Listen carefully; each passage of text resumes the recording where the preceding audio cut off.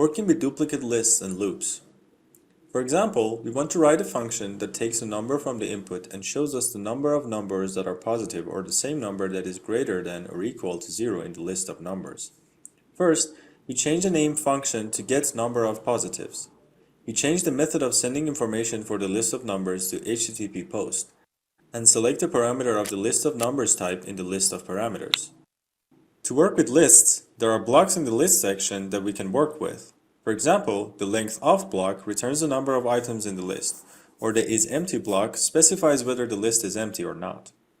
The hasItem block specifies whether there is at least one item in the list. The inListGet block is for working with items inside the list.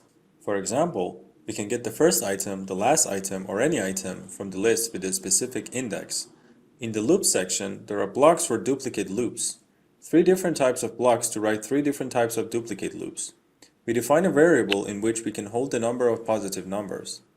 Rename the variable to result and set its initial value to 0. Here we need a repeating loop that can check the list of members one by one to see if the number is positive or negative. So in the loop section, we can use the repetition loop of the third type, count with from 2. From the first item to the number 10, we select the number of items in the list using the length of block. We select the inputs parameter item, which is the same list of numbers.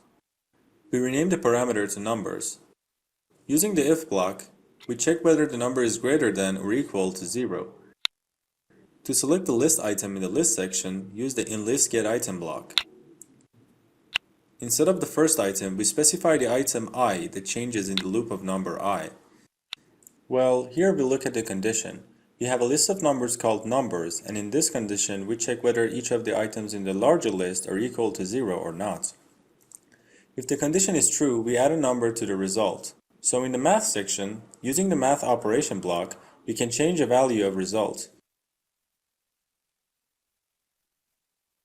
Here we say result plus 1, and this is also inside the condition.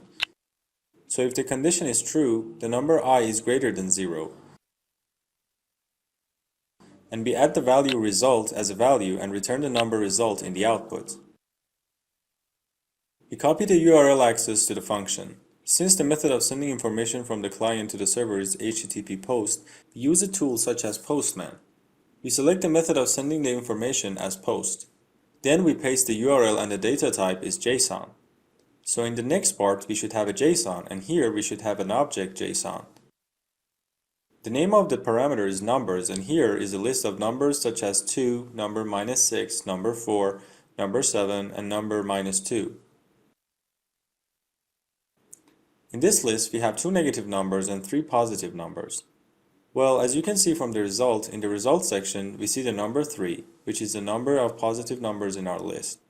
The list contains 5 numbers, and in total 3 numbers are positive.